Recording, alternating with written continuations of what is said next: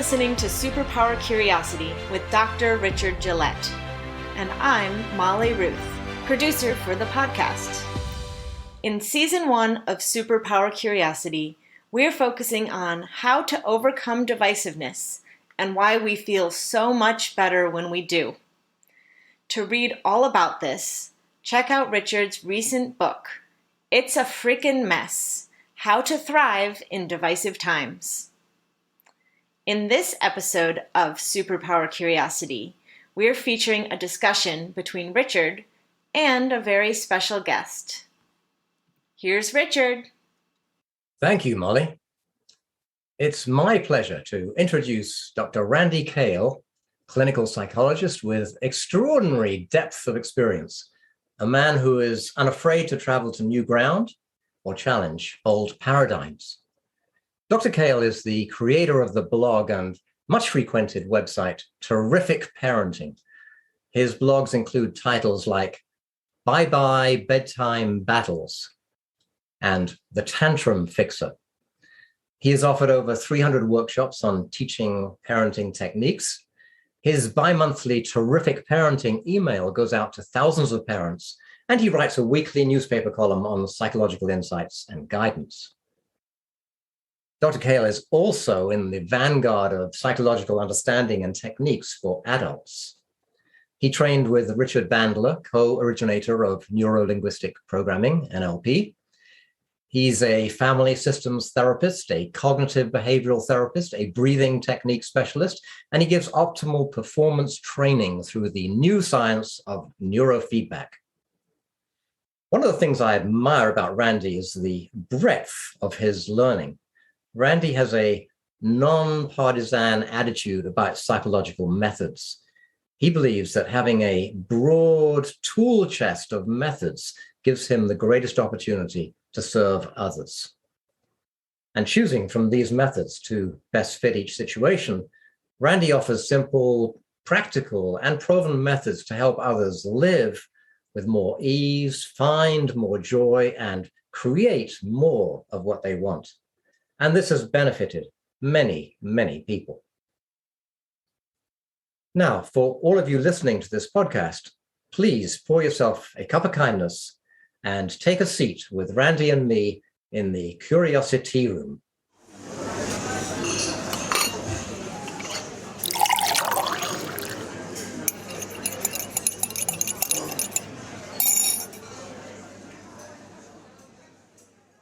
Randy, welcome to the Curiosity Room. Richard, thank you for having me, and thank you for that very sweet introduction. Oh, you are most welcome. Well, Randy, I mentioned in that intro a few of the psychological methods and paradigms you've learned and that you've used to help others. And I know there are a lot more. I was just saying in my intro to you that you worked for some time with Richard Bandler, co-originator of Neuro-Linguistic Programming, NLP. And I imagine you learned some interesting things from Richard Bandler. Can you mention one thing that you learned that maybe you found surprising at the time, but which was of lasting value to you, either to you personally or to your practice? Probably the one fundamental that most changed my whole trajectory was one of the premises of NLP, which is that everybody's doing the best they can all the time, regardless of what you think.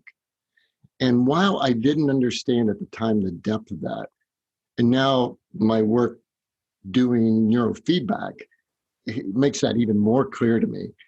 But it did help approach every single client with this sense of compassion and understanding, so that the way you then look at the past is very different than traditional psychology would have you.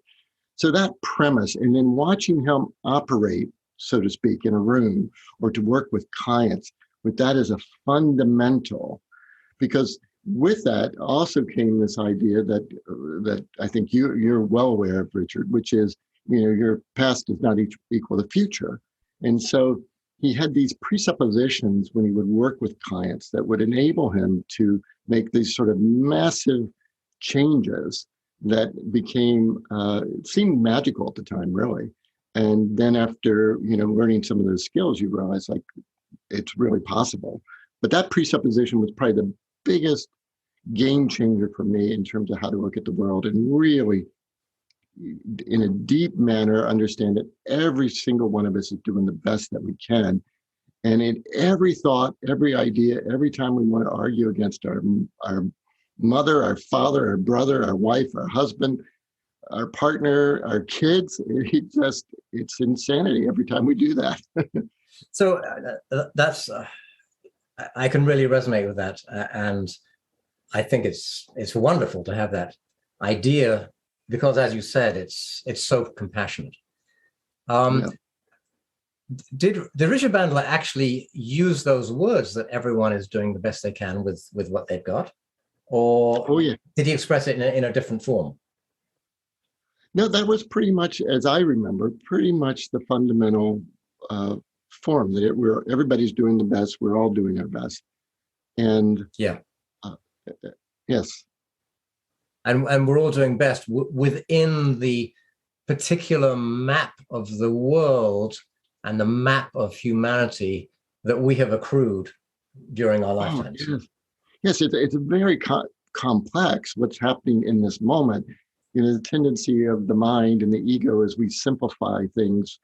I should do this or you should do that. And the reality is that any behavioral manifestation is a result of a remarkably complex interaction of not just billions of neurons, but literally trillions of connections in those neurons in the brain, right? Yeah, absolutely. To produce that moment. And so when we simplify, that should have been a different moment. That's what I mean by insanity. But also, I think it's important as we're having this discussion, Richard, for people listening to understand that applies to everything up to this very instant, right? A butterfly could land on your fingertip and you could be touched in a way that could profoundly change the trajectory of your life from that point forward. So it's really about how we look with compassion upon ourselves and others. But it doesn't mean that it's some future destiny that we have to then live out. Yes, I love the image of the butterfly because you could imagine, somebody reacting with alarm that the butterfly is on them and brushing it off, and you can also imagine someone being deeply moved by this moment of contact with another being, and it's just so many choices in the moment. And as you say, all those choices are affected by billions and billions of things. Yes. I was very amazed by reading that we have more electrons in our bodies than there are grains of sand on this earth. And I mean, that is just mind-blowing to me. It's staggering. It's staggering what it takes for a thought to move into conscious recognition. There have to be in the brain somewhere between 50 and 70,000 neurons firing in sync for the thought to move into conscious awareness. Wow, that's amazing. That's amazing. So you see, all these pre-conscious thoughts are there, but they don't move into conscious awareness. We are amazing, fascinating machines. Yes. Well, the other figure that I love is the trillions and trillions of cells that we have in our bodies, and each one of those cells is more complex than a space shuttle with all its computers and everything in it. Yes. And you think about that, it's amazing. So then I started visualizing this. And I thought, okay, so if each of our cells is as complex as a space shuttle, actually more complex, and we imagine all those cells converted into space shuttles, this is just one person's body.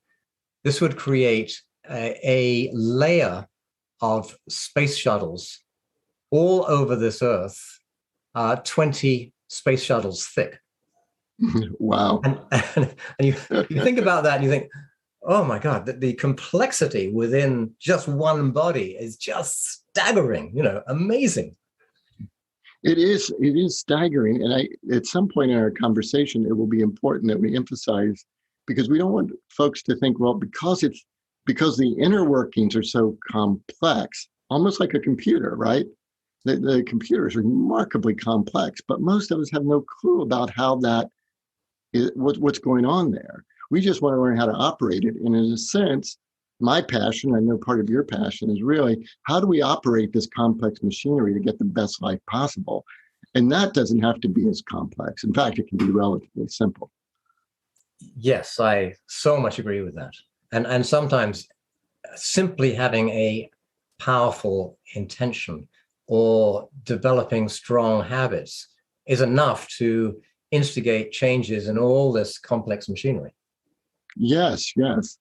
Our conversation about the complexity is really along the lines of compassion, and to understand how what's showing up within a human being, ourselves, others, our parents, friends, neighbors, etc. Whatever's showing up is a result of not only genetic coding, not only the millions of moments of their experience, but everything they ate, what they're allergic to, what they drank, what they read, what they watched. Yeah. It just goes on and on. So, well, that moment represents all that complexity. But for us as change agents for others, that's to bring compassion there, but it's not how we go about getting change, trying to understand all. Well, I'm going to go back to the space shuttle analogy, which is that if you are flying a space shuttle, you do not have to understand the complexity of all the creators of the space shuttle. You don't have to understand the computers. There's most of it you do not need to understand. You need to press a few buttons, and as the flyer of the spaceship, and as the flyer of our bodies, there are certain buttons that are very important, like intention, creating habits that become ingrained, and so on. Yes, absolutely. Yes, absolutely. Habits, intentions, learning to manage your emotions, because the emotions affect all that complexity that we're talking about. So, broadly speaking, positive states tend to create healthier, happier, longer living, more successful lives, of course, and negative states tend to create the opposite. And so, how do we do that becomes the magic, right? Well, that's a good segue into one of the things I've been speaking about in these podcasts is how to overcome anger and fear. And we all recognize these emotions, of course, have their positive uses, for example, in handling physical danger. But also, as you're just saying, well, if we get caught in them, they have a negative effect on us. Let's put it that way. They take away our intelligence, they take away our peacefulness and our joy. What are your thoughts? Well, yes, if you think about, for most of us, the number of times in our life that we've actually been threatened physically, right, or being chased by a tiger are very slim.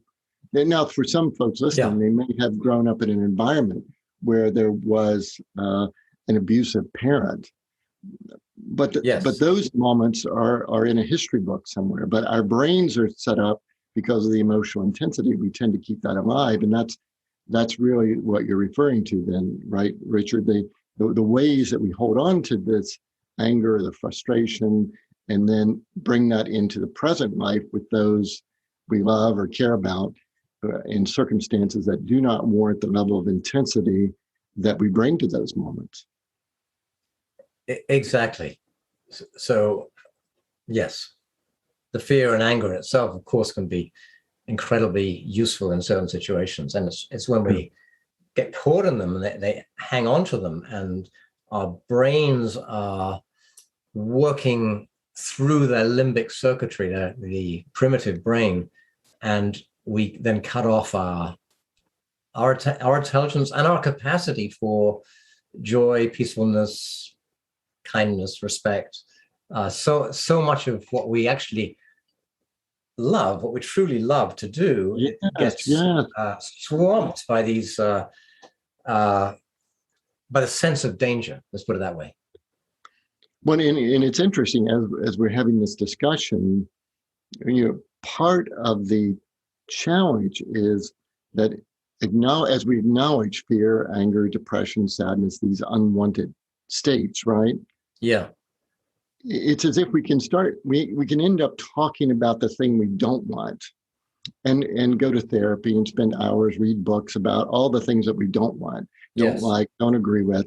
And therein lies the very problem, because the brain, by its interest in giving attention to that, is expanding and perpetrating more of it in our future. So if in talking about anger, fear, sadness, we aren't immediately interested in the opposite of that and what appeals to us and where we're going and what we want. And too often, I don't know about you, Richard, when I start to have these discussions with folks, they'll say, well, of course I want to be happy. And then they go back to talking about what makes them angry. And you can sort of see the mind much more interested in holding on to the anger and the victim state that comes with that, right? And then fighting to become more interested in, well, what would it like to be free of that, to be happy, to be joyous, to be thinking about things that make you giggle and laugh and would make you want to jump in the lake or go run in the rain. Or last night we were laying down the road outside watching just a remarkable meteor shower. Dozens. Right. It just went on and on. These moments that will otherwise go by as if they are unimportant, but that's what we've got to seek, right? We've got to become more interested in what's going to fill us with joy and happiness and ease than what's brought us pain in the past. Yeah, it's very interesting. I was some years ago, I was talking to a guy who was suicidal, and it was strange in one sense, because when he talked about his current life, things were going very well on many different levels, and he had no complaints about his current life. So I asked him if he wrote a journal, and he said he did. And I said, well, what do you write about in your journal? And he said, well, I write about all the things that happened in my childhood that were that didn't go well and that were bad and painful and hurt me. And so I said, well, how would you like to try an experiment? For the next week, only write in your journal about the things that happen to you that you feel positive about, that give you joy, and that give you a sense of peacefulness. And he said, okay, I'm willing to try that. Anyway, I saw him a week later, and it was very amazing. He was over the moon. He said, this is amazing. I just feel so much better. And I happened to see this guy. I only saw him professionally twice. I happened to see him 2 years later, and he said, ever since I changed my journal habits from what went wrong to what went right, my life has changed. And I'm supporting the point that you made, which is what we focus on is what we create. And you've got those stories. I got one recently, Richard, of a 25-year-old young man, a peak performance, who had been in his home, shades pulled, for 6 months. And it was a very similar accounting where he was focused on his body, focused on what wasn't working, and a couple of strong sessions just emphasizing that, you create what your brain is amazing. It will create and expand whatever you focus on. So why would you focus on that? And, within a week, a remarkable turnaround. The challenge, of course, in this is the young man you're talking about, and this particular young man, they were doers, right? He followed through and actually did the process. And that takes, that's not what everyone can do, it seems. Yes, that is true. That this guy was really willing to try and experiment. It took courage. And also he was willing to go against previous advice, not just from a therapist, but also from his reading. His understanding of therapy was that you had to go back and find the bad stuff, find the stuff where it went wrong. That was his understanding. And I have to tell you, that was the understanding I was brought up with. And it took me a while to realize that this wasn't the best way of going in terms of making changes towards happiness. It is not the best way to, at least in my view. And I think the research, it's interesting since, what was it, 1999, 2000, thereabouts, when, at least for the American Psychological Association, they created a division for positive psychology. And prior to that, all we had done was study pathology as a way to figure out how to feel better. And in the last 20 so years, a lot of funding and research has gone into positive psychology. And as a result of that, we now have a much better sense of how to coach, instruct, point folks in the direction of how to feel better. And rather than being so concerned about what happened, and the underlying beliefs that come from that, right? All these beliefs center ultimately around my worthiness, what I deserve, right? I deserve to be happy, safe, secure, those kinds of things. And to the best cure, in a sense, is to fight for and realize and experience your own security, because that is irrefutable once you've been there. Yes. I'm just thinking that one of the things that Seligman, one of the founders of positive psychology, found was that statistically, people who are depressed, if you compared three groups, people on drugs, antidepressant drugs, people on more traditional psychotherapy, and people who did no psychotherapy and no drugs, but simply recorded what they were grateful for at the end of each day, the gratitude group did so much better than the other two groups. It's quite extraordinary. Extraordinary, simple exercise, right? And it continues. That's been repeated. It's been repeated over and over again. Over and over, yes. However, we're dealing with, but over against that, we're dealing with 100 years of teaching, which is based on the medical model that you have to find out what's wrong. And so here's a question for you. Obviously, there are times when it is useful to look at what happened in the past and to see that what happened in the past is something that doesn't have to continue into the future. I think there can be value in that. So I'd be interested to know your take on this. When is it useful to go into the past and to look at let's say, the paradigms that you were unconsciously brought up with?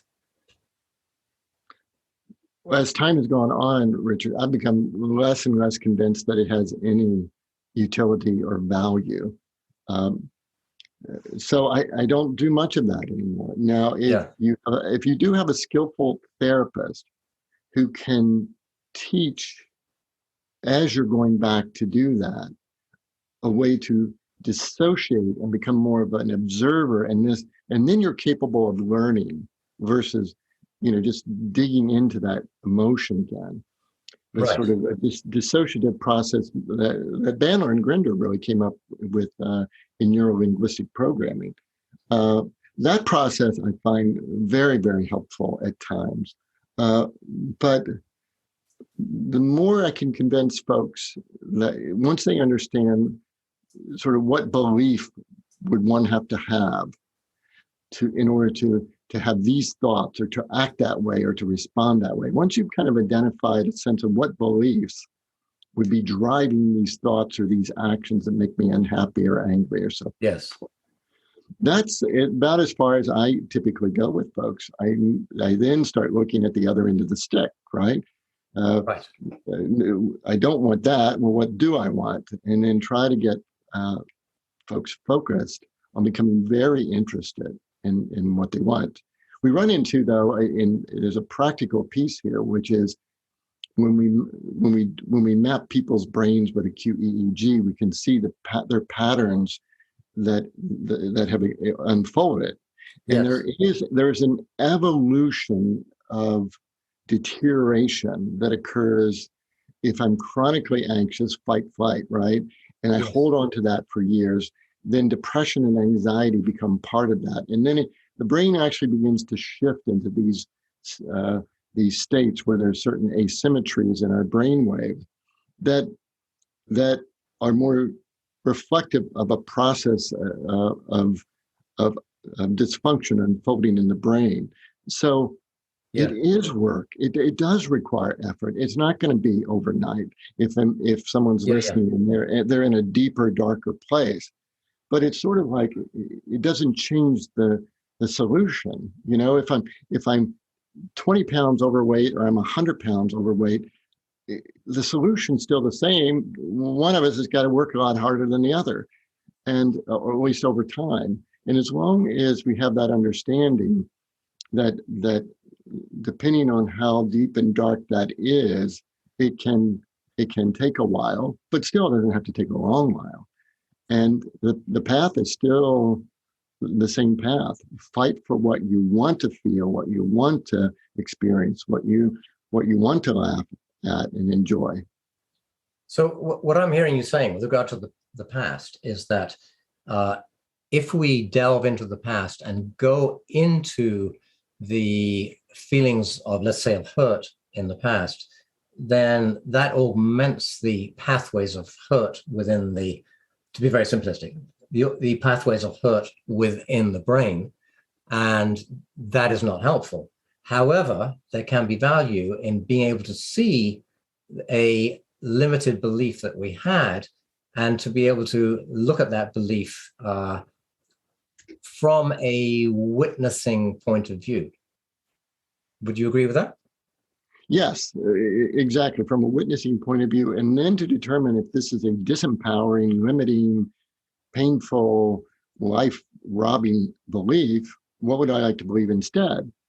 And so once I've identified that, now moving to the path of how do we get there versus, how does that make you feel? And spending lots of time, which we did in therapy for, like you say, really decades. Just digging through the past over and over again, thinking that there would be some light at the end of the tunnel, and there isn't. Yes. And it's important for everyone to understand. I think you would agree with this, Richard, but it's become so clear to me with time. What we opened with, it's important to always appreciate that. But when you engage a thought, it's not a neutral event. It's a moment. It's a moment where you've now supported, encouraged, and just fed that thought. So there are no neutral moments. So you're either feeding pain, misery, looking at the past beliefs, thinking about circumstances that make you miserable, thereby making them stronger, thereby creating neural connections in the brain that literally get stronger and stronger and stronger. So we have to approach this in a sense. It's a mindfulness issue, right? It's being mindful moment to moment so that I'm thinking on purpose.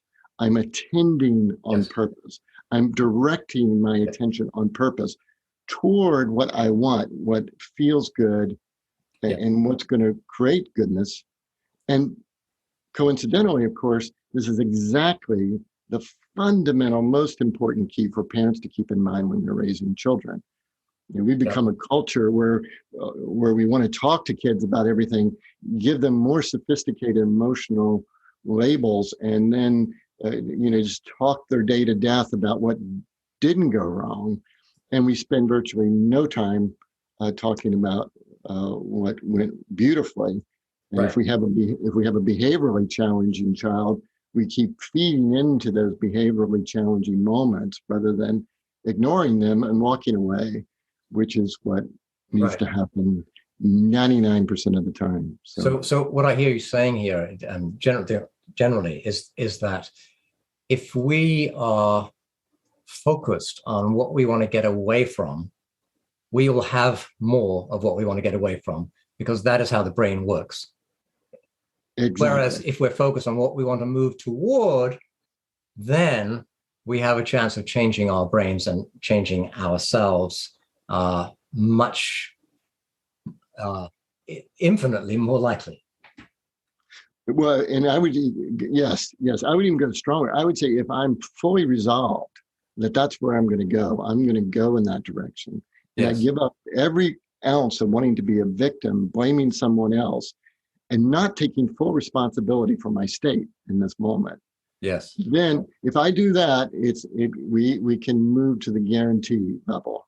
That's a hard ask for people, but that it's really the way it works. If there nothing else will do other than happiness, if nothing else will do other than joyous creation and living fully, then I'm going to devote my life. I'm going to devote every moment. I'm going to realize I cannot give a thought, a moment of attention to the things I don't want, don't like, don't agree with, unless it's the tiger chasing me.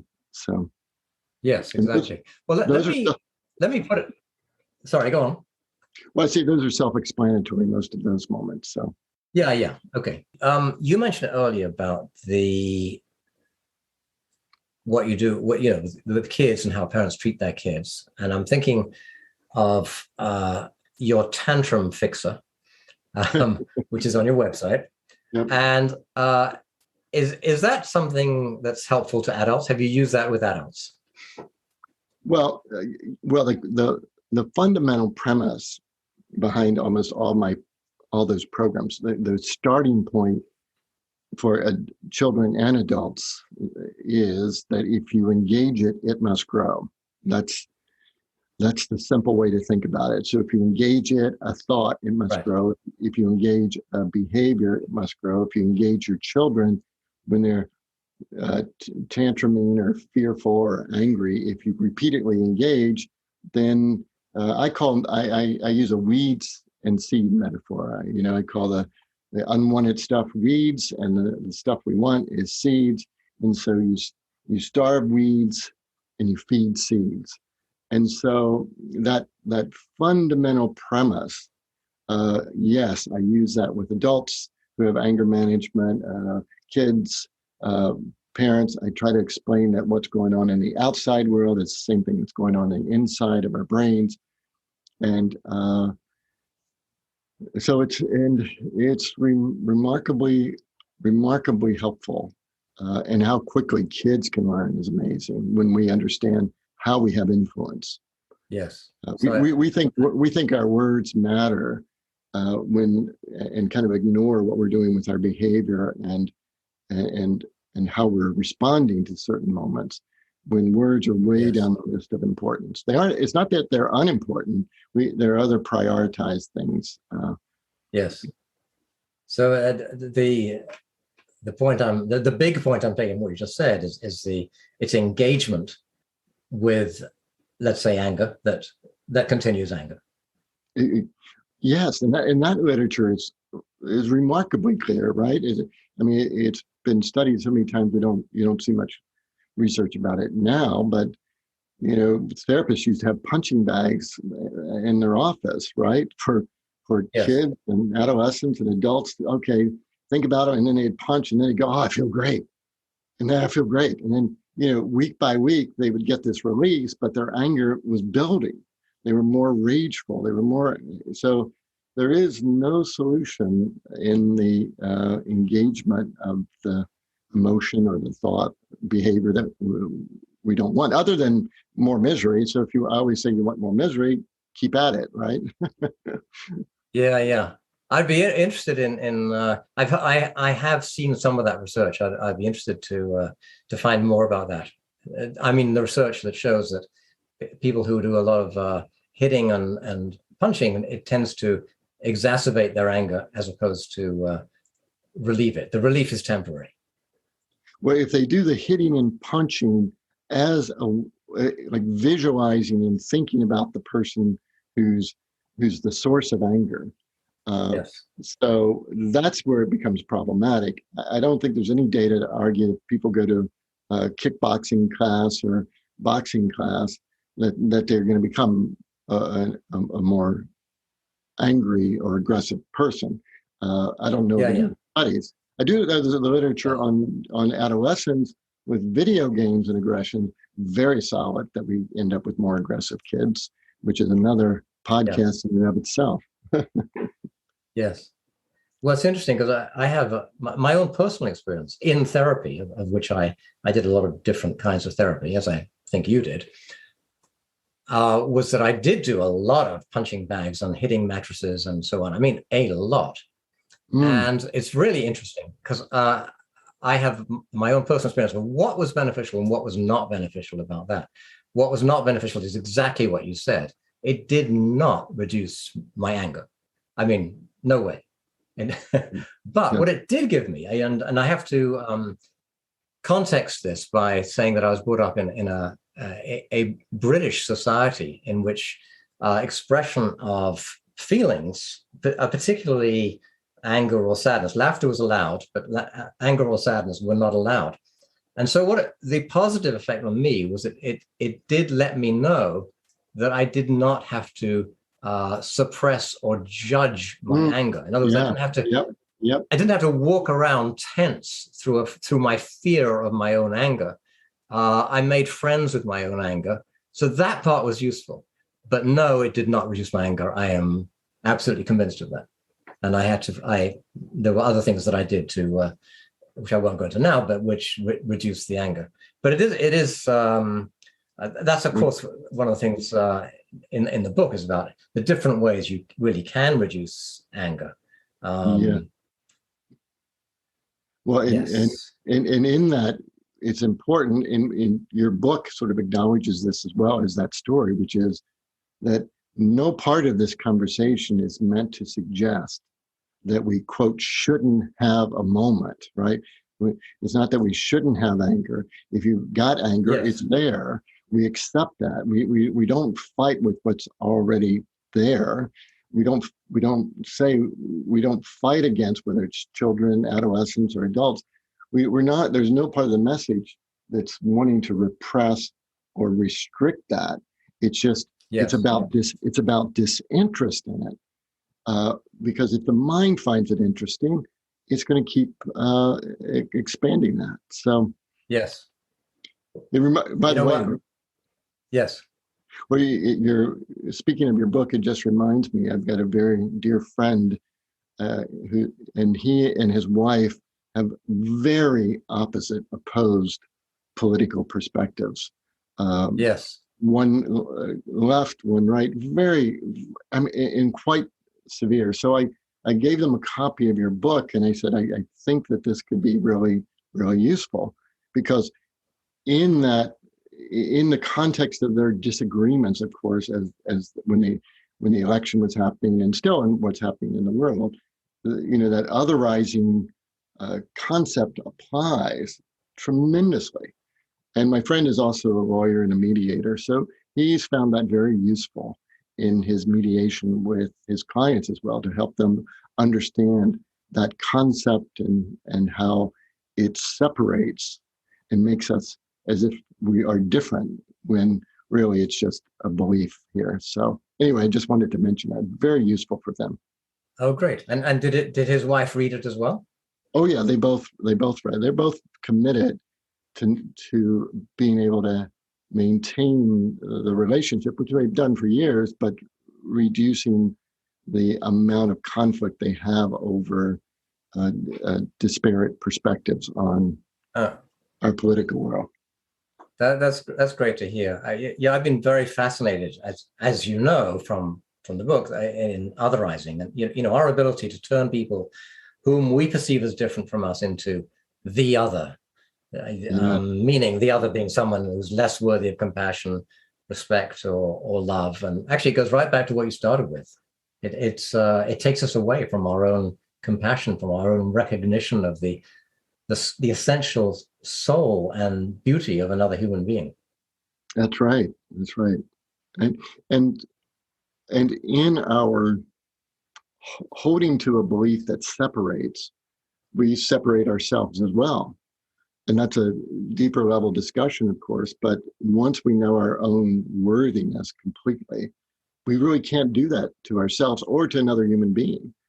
And yes, that's a big step, but it is the ultimate sort of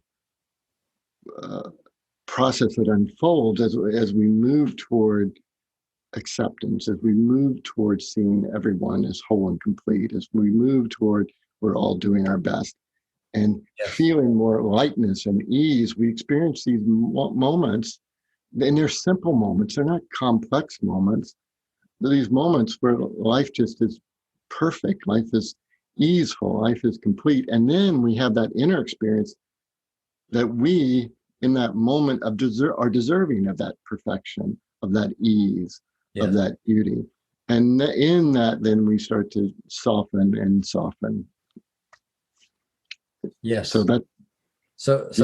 When we're divisive and we otherize people who are different from us, that is a mark, is what I'm hearing you say, of our unworthiness, our sense of unworthiness, not our true unworthiness, but our sense of unworthiness. That's right. That's that exactly. And yes, I believe that. Yeah, in a very real sense, we otherize in order to feel better and stronger here, because the possibility that a component of their message or their belief could be right threatens us at such a deep level. And that's what points to our insecurity. Like, oh, I could be right and I could be wrong. You could be right. You could be, quote, right or wrong is a very relative term, but yes. So we only want to feel stronger or better or more worthy than other people if we have an underlying doubt about ourselves. That's right. That's right. Yeah. And Richard, we would be remiss if we did not mention the role of meditation, of moments to use quiet time, regardless of the process that someone wants to use, a breath meditation, mantra meditation, but time to practice sitting with oneself, to let those thoughts and let the mind do its thing, but not attached to it. I know it feels like I'm interjecting this here as sort of abruptly, but it just seems so important as we're having this conversation. Yes. Because we both value that, we both understand it, and it is a valuable tool for neutralizing and becoming detached from the mind and its thoughts, and even all that otherizing stuff that hooks people who are seekers. You and I see it all the time. So we must emphasize that value and the importance of that. So the way I think of meditation in relation to what we're talking about is that when we choose, let's say, to spend 15 minutes meditating, we're making a choice to spend 15 minutes focusing on the essential greatness, I'm going to use that word, of the self, the greatness of ourselves, the beauty, the kindness, the love, the joy. We are deliberately focusing on that and accentuating that within our being, within our bodies, within our emotions, within our minds, within our spiritual bodies. And in doing that, we are augmenting that. We're making a decision to augment that. And even if we cannot keep that up the whole day, that bit of practice every day helps us anchor ourselves to that, let's say, higher self within, or more content self within, more peaceful self within, more joyous self within. I love that, Richard. Yes. Yeah. And perhaps we could, do we have time to inject one more thought in terms of useful practices? Go for it.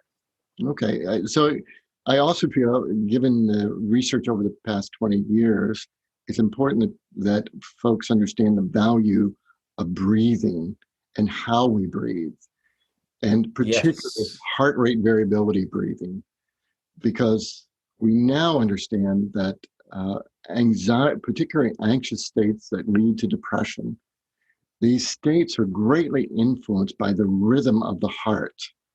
And so that Yes. heart rhythm is influenced by our breathing. And so we have this Yes. capacity to activate our parasympathetic or the calming system, right? The sympathetic system being stress, fight, flight. And most of us in this culture are locked in some degree of a fight, flight mode, which is sympathetic over-arousal. And with that comes adrenal Yes. fatigue, all sorts of things. But Yeah. Yes. if Totally with a agreed. little, Yes. yes, with a little bit of heart rate variability breathing, 3 times a day, 5 times a day, we're able to change the rhythm of the heart, which through the vagus nerve communicates to the brain and actually changes the asymmetry of the brain and shifts us out of this sympathetic arousal. So it's a remarkably useful tool in this process of learning to move toward calm and move toward ease. And in fact, Yes. And we now do heart rate variability breathing before we meditate every single day. So it's very, very useful. oh, really? That's interesting. I have not tried that. So, well, maybe I have, because I think one of the methods, let me know if you agree with this. I think one of the methods is that if you breathe in deep and then take maybe at least twice as long of your out breath, that has effect on heart rate variability. Oh, Is it that true? definitely does. Definitely does. Yes. So actually, without having thought of HRV, heart rate variability, that is something that I do practice before meditation. What's What else do you do? Yes, go on. Well, heart rate variability, the research is pretty clear. Somewhere around 5.5 to 6 breaths per minute is optimal. And Yes. Yes. if folks are interested, they could go to heartmath.com. And I have no ownership stake in HeartMath, but they've been doing this research for 25 years. So let me just get that clear. So it's HEARTMATH.com. Yep. Okay, thank you. Yep. And they have a very simple, well, they have lots of literature on there that you can learn all about coherence and the research on coherence, which is a more sophisticated form of measuring heart rate variability. Heart rate variability is really just the difference between when we breathe in deep at our highest in breath, the heart's breathing much faster. And when we breathe all the way out, the heart is breathing slower. That difference, that variability is tied to longevity, to health, to happiness, to just an amazing number of outcomes. But yes. HeartMath, with their very simple biofeedback device, it's like $150, something like that, so people can have it at home, measures coherence, which is a more sophisticated measure of the rhythm of the heart. And it's, within 2 weeks, you can completely transform that pattern of coherence by breathing 3, 4, 5 minute segments a day using this biofeedback device. And so I'm a big fan of that, a very, very big fan, because I'm watching the impact on folks, because it's so quickly for intense anxiety states. It brings a calming and soothing with a bit of practice. Again, practice is the key. Yeah. Thank you, Randy. That's really interesting. I think I'm going to get one. That sounds, even though I do practice it in a very simple way, I've never measured it, and I think that sounds quite fascinating. Well, and let's face it, the cost of that machine is the cost of, probably less than the cost of a psychotherapy session. Oh, exactly. And it's interesting, Richard, because we use it in our clinic doing neurofeedback. We have a lot of folks doing heart rate variability breathing, and some of them are very seasoned meditators, and it's always interesting because rarely is their heart coherence in a very healthy arena, because it's it's a very nuanced state, like sort of like meditation and dropping in deeper. It's a very nuanced state. So I'll be interested in your feedback once you try it, and encourage everyone to. Okay. Because it's so simple and it has such value. It's remarkable. So yeah. Thank you. That's Sure, really sure. interesting. Sure, absolutely. Okay, Randy, this has been great. I got one last question for you. Sure, sure. And you might have answered this question already, but you've been involved in an enormous number of different methods of helping people feel more at ease and joyful. Yes, yeah. And you've already actually mentioned a few things, but okay, can you give one example of something that you've learned in your studies that has had the most profound effect on you as a person in your own life? If you had to choose, like, this is probably an unfair question, but anyway, if you just choose one thing that you think, oh my goodness, that this has really changed my life, what would you say that was? I would say learning to manage your state, so that when something happens, because until we reach some enlightened state, we get hooked, right? And so when you're hooked, yes, recognizing that the early that hook has not gone deep. So the sooner I can recognize that hook is just like a fly has landed on my arm and I flick it off, right? yes, I can actually do that early in that moment, and then turn quickly toward a state change, right? So learning to do the things that get me out of getting hooked for a moment. yep, And so you could think sometimes you can do bizarre kinds of things. You can jump in, take a cold shower. You can do jumping jacks. I could go jump in the lake. I can put on some music and just dance in some bizarre way that I'd be embarrassed if anyone saw it. But to be able to change that state quickly, so it doesn't yes. linger as a pharmacological event in my body. I create a new pharmacological event, right, of joy. I like that. Right, and so then I'm now in a state where I can direct my thoughts more easily, because directing your thoughts to quote the positive is very difficult. I find it's easier when I can do the state change first and make it strong and make it dramatic, and then be clear about what I want, envision how I want to be in that moment, how I want to serve, how I want to live my life. And that's probably one of the skills I use every day at some Right. point, is taking control of my state, because otherwise, if I'm letting the environment control my state, I become the victim, right? How somebody treats me. Right. So yes.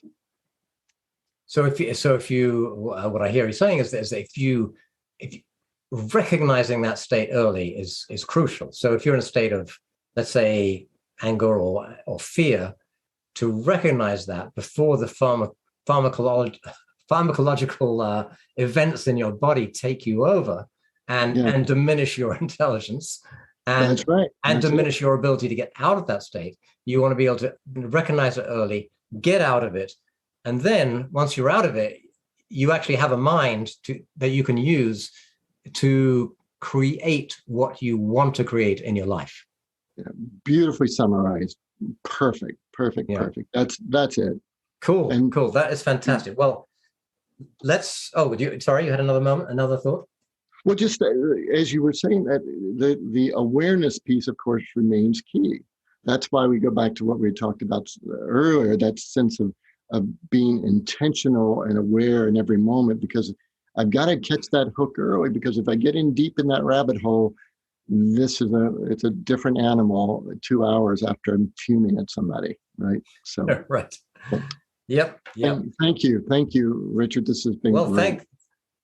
Thank you, Randy. This has been a really enjoyable conversation for me. Very fascinating, and thank you for being so clear and so open. It's a pleasure talking to you, Randy. Thank you. Well, it's been a pleasure here. I wish you well, Richard. Wish you well too. All right. Bye for now. Bye-bye now.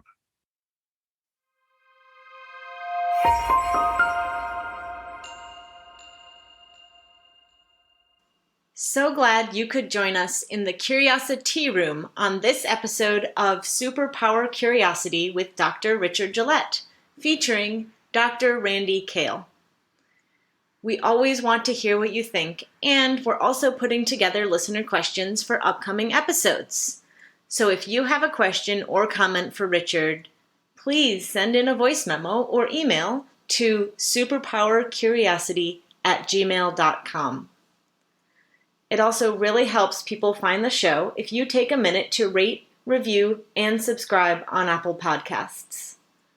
Stay tuned to this feed.